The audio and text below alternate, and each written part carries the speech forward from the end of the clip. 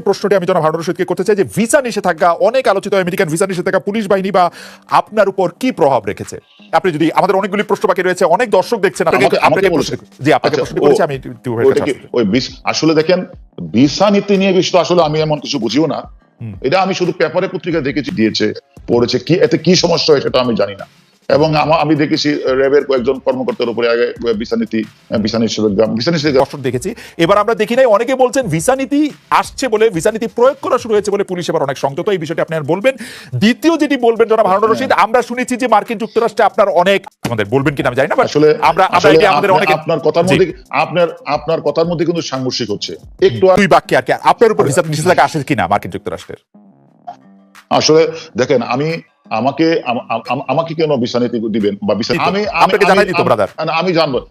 হ্যাঁ, আমি তো কিছুই জানি না, তবে সেটা আমি এই সম্পর্কে আমি কিছু বুঝিও না। আমি শুধু একটাই বুঝি যে আমাদের সরকারের, আমরা হলো পুলিশ বাহিনী, আমাদের কাজটা হচ্ছে আইন শৃঙ্খলা রক্ষা করা এবং আইনের মধ্য দিয়ে চলা। আমরা আইনের মধ্য দিয়ে চলছি। আমি যখন সরকারের কাছ থেকে অনুমতি নিয়ে, আমি যখন ছুটি পাই, সরকার যখন আমার অনুমতি দেয়, তখন তো আমি যাই। আমি গিয়েছি কিছুদিন আগে, দেখেছেন আমি সিঙ্গাপুরে যাব, তখন আমাকে সিঙ্গাপুরে ঢুকতে দেয় না, আমাকে আমেরিকাতে যাওয়ার জন্য কোন ধরনের স্যাংশন আছে, এরকম গুজব থাকলে বলতে পারেন। তবে আমি মনে করি এই ধরনের কোন বিষয় আমি 2018 সালে আপনি এসপি ছিলেন না?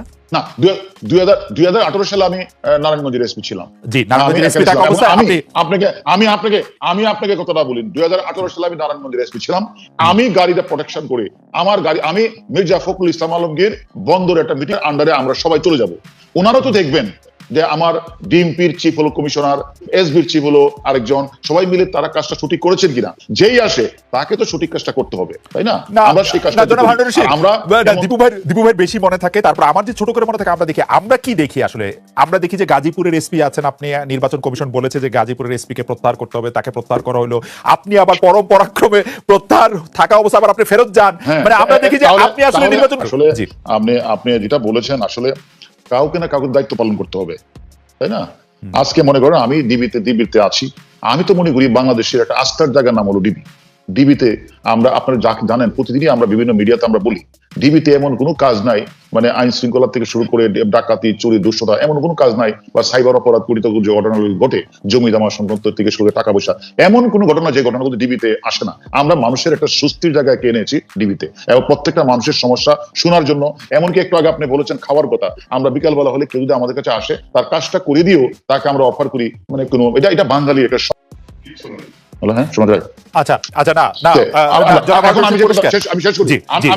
গয়েশ্বর দাদা, যিনি এক সময় মন্ত্রী ছিলেন, বিএনপির কেন্দ্রীয় কমিটির সদস্য এখন, উনি কিন্তু গ্রেপ্তারও হয় নাই, ধরেও নিয়ে আসে নাই।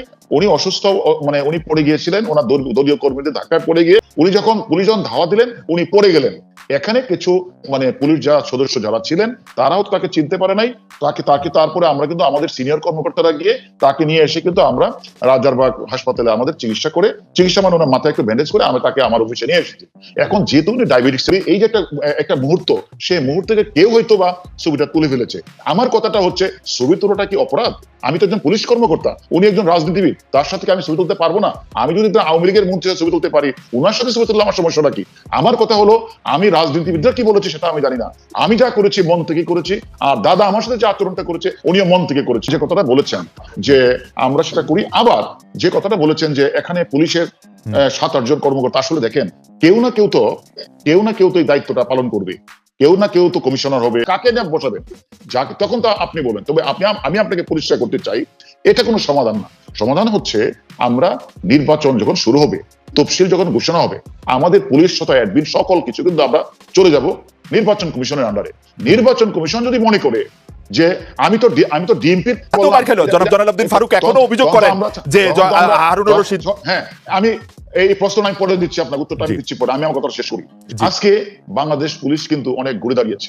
বাংলাদেশ পুলিশ এখন আধুনিক রূপে রূপান্তরিত হয়েছে। এখন কিন্তু এই ধরনের কোন জনসমাবেশকে ঘিরে বা মানে মিছিলের মধ্যে কোন বিএনপির নেতাকে পিটিয়ে আহত করার মতো কোনো ঘটনা ঘটে না। এখন বাংলাদেশে আপনি যে কথাটা বলছেন, এখন যে আমি যখন তখন এডিসি ছিলাম, সে কথাটা আপনি বললেন জয়নাল আবেদিনের ফারুকের ঘটনা, আপনি তো ভিডিওটা নিশ্চয়ই দেখেছেন। সেই ভিডিওর কোন জায়গাটাতে শুরু থেকে শেষ পর্যন্ত আপনি দেখেছেন, সেখানে পুলিশের প্রতি কে পরিমাণ ভাষা ব্যবহার করেছে জেনারেল বড়, কি পরিমাণ মহিলা পুলিশের গায়ে হাত দিয়েছে, কিভাবে আমাকে আমাকে আমাকে কলারে ধরে ধাক্কা দিয়ে আইল্যান্ডে ফেলে দেওয়া হয়েছে, তারপরে সে দৌড়ে চলে গেছে। কিন্তু তাকে ফেলে পিটানো হয়েছে, তাকে ফেলেও পিটানো হয়েছে আসলে, তাকে মেরে মারা হয় নাই। আমি আপনাকে বলি একটু, আপনি ভিডিওটা আপনি দেখবেন, সে যখন সে আমাকে মেরে ফেলে দিল তখন পুলিশ তাকে আমাকে ধাক্কা দিয়ে ফেলে দেওয়া হলো এবং সে গাড়িতে ঢিল মারলেন। আমি শেষ করি, তাকে মারা হয় নাই। সে যখন দৌড় মানে তাকে যখন পুলিশ ঘেরাও করলেন যে আপনি আমাদের এডিসি কে ধাক্কাতে ফেলে দিলেন কেন, তখন সে এখান থেকে দৌড় দিলেন। অর্থাৎ সে সংসদ ভবনের কোণা থেকে দৌড়ে 3 নম্বর ভবনের লিফটের কাছে উনি পড়ে গেলেন, পড়ে গিয়ে উনি আহত হলেন। এখন বলা হচ্ছে এখন আমার কথা হলো তার মানে যে আমরা সবসময়, কারণ আপনি দেখবেন ঢাকা শহরে যত ঘটনা ঘটছে, যে কোনো ঘটনায় আমরা কিন্তু আনটাচ, আমরা তাদেরকে গ্রেফতার করছি। কিছুদিন আগে দেখেন ফ্লাইওভার ঘটনা ঘটার 3 দিনের মাথায় আমরা সকল ডাকাতি গ্রেফতার করছি। তার প্রশ্নটা হচ্ছে আমরা বাংলাদেশ পুলিশ সবসময় কাজ করি